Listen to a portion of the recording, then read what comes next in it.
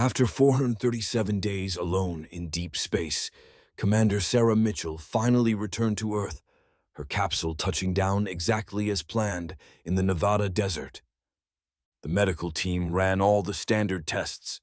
Everything physical checked out perfectly, but something about her quiet demeanor troubled the flight surgeon. Dr. Reynolds couldn't explain the anomalies in her brain scans, patterns of activity he'd never encountered in his 30 years of aerospace medicine. Back home, Sarah barely spoke, hardly ate, and spent hours staring at family photos as if trying to recognize the faces looking back at her.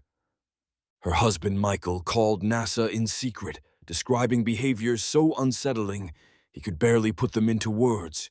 How she would sometimes stand motionless for hours or speak in perfect monotone.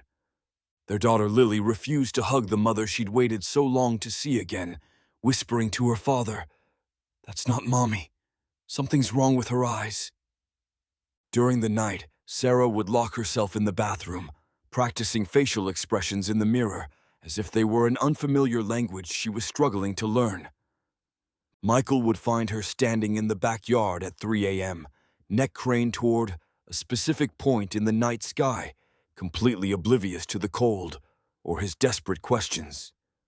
When Michael brought his concerns to NASA officials, they dismissed his claims, suggesting post-mission adjustment was difficult for families and that Sarah's psychological evaluation had been textbook perfect. But that night, as Sarah sat motionless in their bed, typing strange coordinates into her tablet while believing Michael was asleep, he finally accepted the terrifying truth that whatever came back in that capsule wasn't entirely his wife. As the strange formation appeared in the pre-dawn sky, exactly where she had been staring for weeks, Sarah walked calmly to her car, knowing it was time to complete what had begun 4,007 days ago, millions of miles from Earth.